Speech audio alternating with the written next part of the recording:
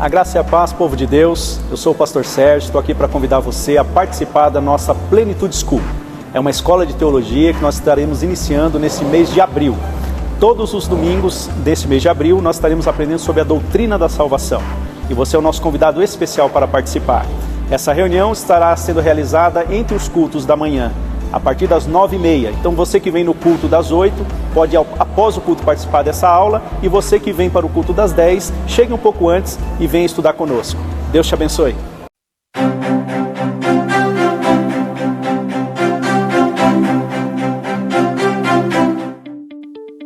Olá, povo de Deus, estamos chegando mais uma vez com o seu Plenitude School, a sua oportunidade de crescer espiritualmente, teologicamente e se aproximar mais de Deus. Do outro lado, o pastor Sérgio, homem de Deus, estará nos ensinando hoje sobre Marcos. É isso mesmo, pastor? É isso mesmo, apóstolo. Sejam todos bem-vindos a mais um estudo, ou a continuidade do estudo a respeito do Evangelho segundo escreveu Marcos. Lembrando que é apenas um evangelho, que é o de Cristo, e relatado por 4 grandes evangelistas. Maravilha! Vamos então logo ao nosso aprendizado.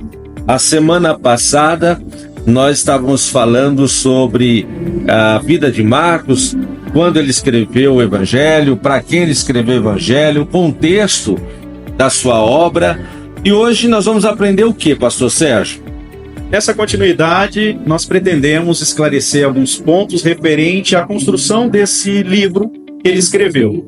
Diferente dos demais, ele foi mais dinâmico, mais prático, não quis perder tempo colocando relatos que ele julgava ser desnecessário para um público gentil que não precisava saber tanto a respeito de assuntos variados que há na lei judaica, como por exemplo as genealogias. Ele não perdeu tempo com genealogias, por isso se trata de um livro bem resumido que vai direto ao ponto, apresentando Jesus como Salvador.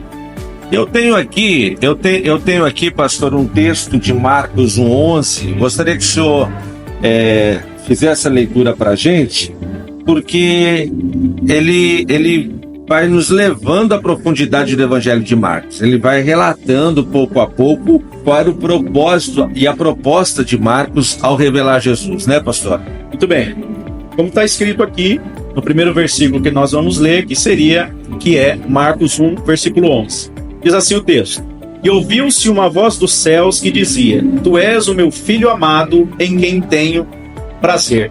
É interessante que o Evangelho de Marcos, ele se inicia, evitando as genealogias, como nós podemos encontrar em Mateus, que ele começa citando a genealogia de Jesus Cristo, e ele parte para o ponto do batismo de Jesus, diferente de Lucas, que também cita desde o nascimento de Jesus. Vejam que interessante como é a construção do livro de Marcos quando comparado aos demais livros escritos sobre o mesmo ser maravilhoso que é o nosso Salvador Jesus.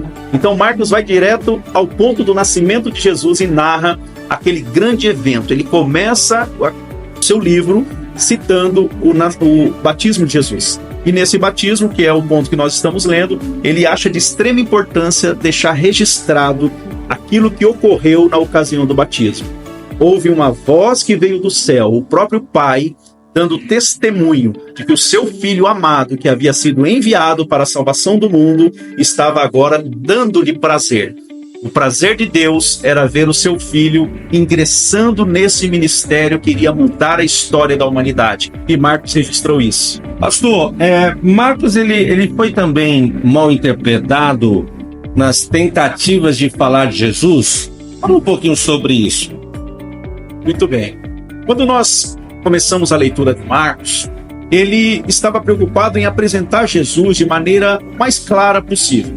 Assim como ele cita, dentro do contexto que ele narrou a respeito de Jesus, que Jesus foi mal compreendido, isso se repete também na trajetória de Marcos.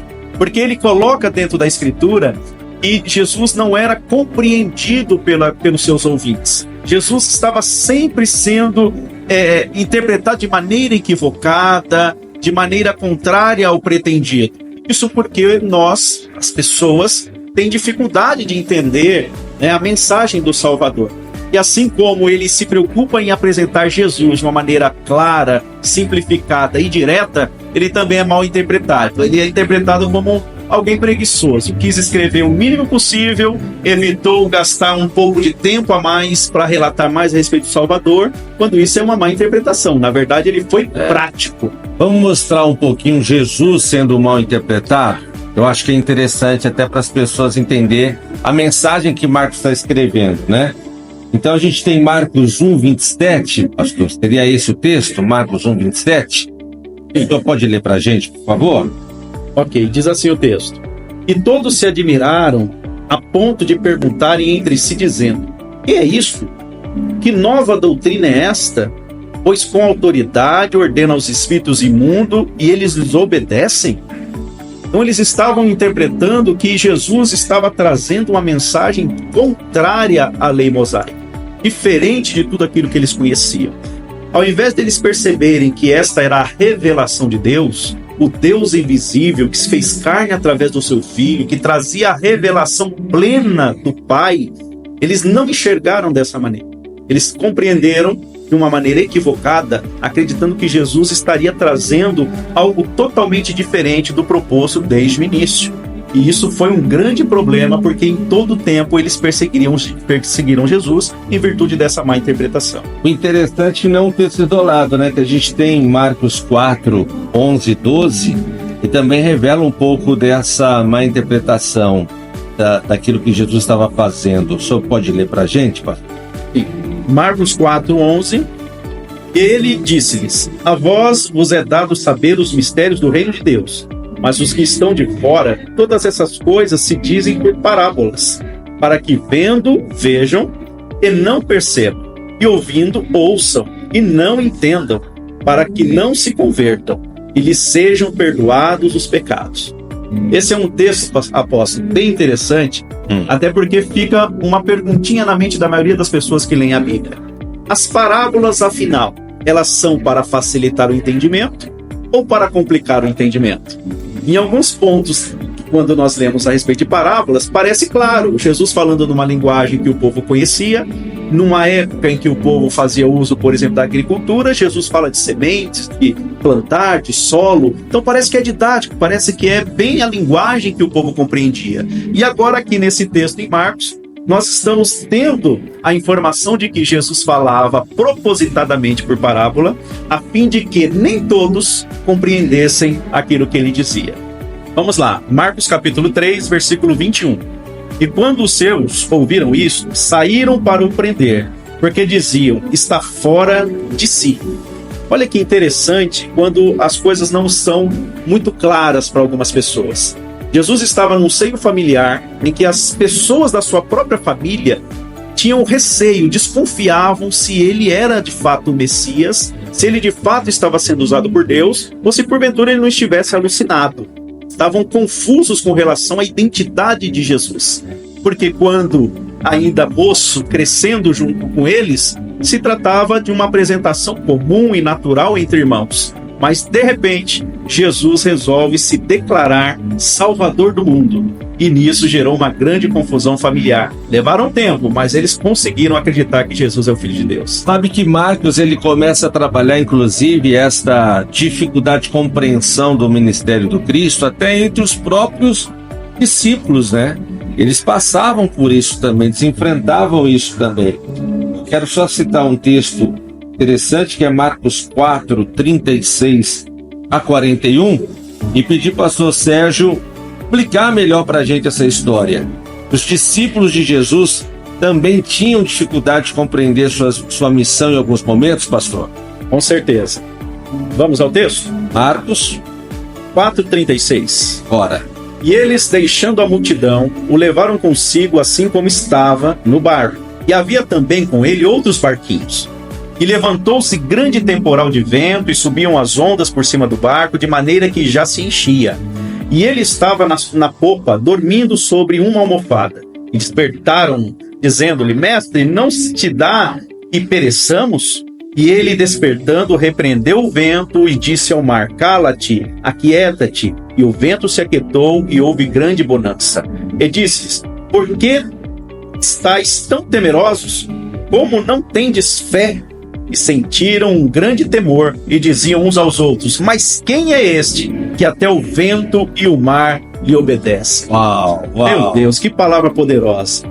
Poderosa para nós, poderosa hoje, que nós tivemos esse relato maravilhoso de Marcos, em que nós podemos perceber através da leitura a dúvida que eles enfrentavam na época. E hoje, pela misericórdia, nós temos fé suficiente para acreditar em tudo isso que Jesus realizou e ainda realiza nas nossas vidas. Mas vamos nos colocar, apóstolo, no momento em que eles enfrentavam isso.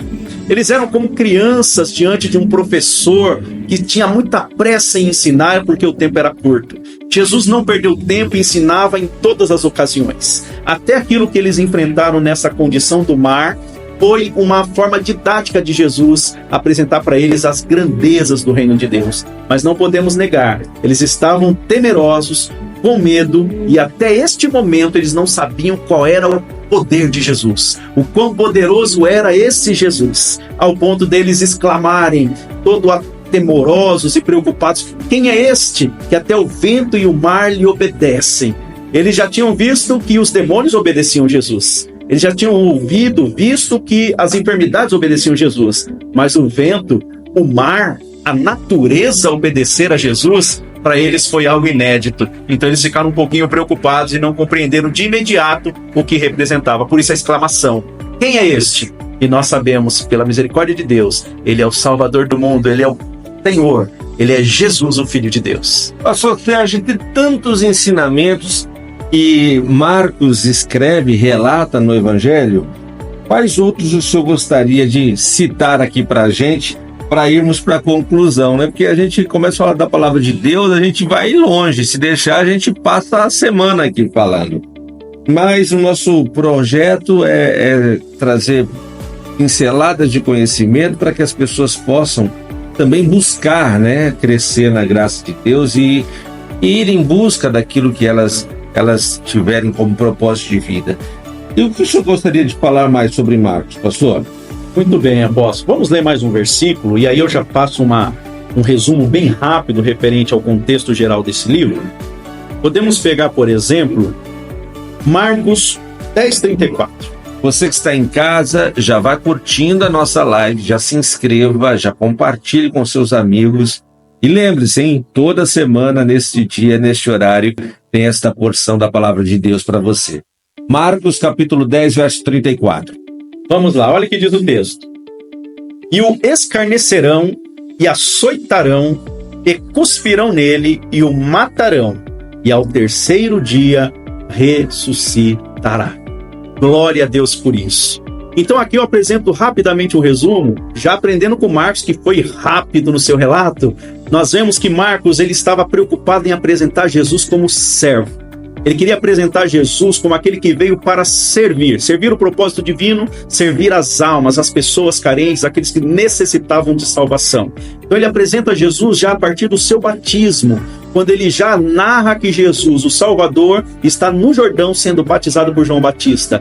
Deus dá um relato, um testemunho do céu dizendo: este é o meu filho amado em quem eu tenho prazer. Ele veio para salvar, ele veio para mudar todas as coisas. E Marcos vai correndo anunciando que Jesus fazia maravilhas, mas ele não perde tempo falando a respeito de cada maravilha que Jesus realizou. Ele pega as partes principais e ele vai seguindo, citando alguns relatos sobre expulsão de demônios, sobre cura de enfermos. Aí ele já emenda trazendo sobre aquilo que Jesus iria sofrer pela humanidade. Ele cita a crucificação, ele cita a ressurreição, ele apresenta o plano da salvação do começo ao fim, mas de forma direta, apresentando Jesus servindo e alcançando o objetivo máximo, que é salvar a humanidade.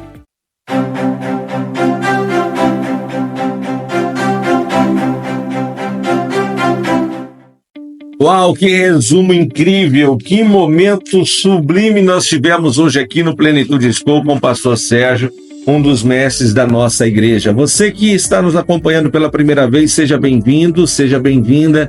Eu espero que você crie o hábito de estar conosco, né? Faça isso, vai ser bom para você e melhor ainda para a gente. Pastor Sérgio, vamos finalizando essa introdução sobre o Evangelho de Marcos. Semana que vem nós vamos para qual evangelho, pastor? Nós vamos aprender um pouco mais a respeito de Mateus. Eu sei que você tem assistido The Chosen, mas vamos ver se tudo aquilo que aparece lá a respeito de Mateus tem base bíblica. Não estou condenando, eu só estou especulando. A série é uma bênção e vai fazer uma grande diferença na tua vida também. Mas vale a pena nós compararmos com a Bíblia Sagrada. Então eu te desafio a estar conosco. Vamos aprender mais sobre Mateus.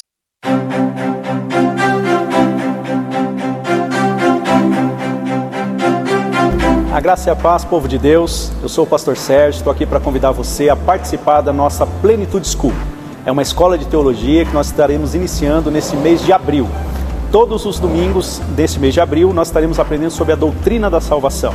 E você é o nosso convidado especial para participar. Essa reunião estará sendo realizada entre os cultos da manhã, a partir das 9h30. Então você que vem no culto das 8, pode após o culto participar dessa aula, e você que vem para o culto das 10, chegue um pouco antes e venha estudar conosco. Deus te abençoe.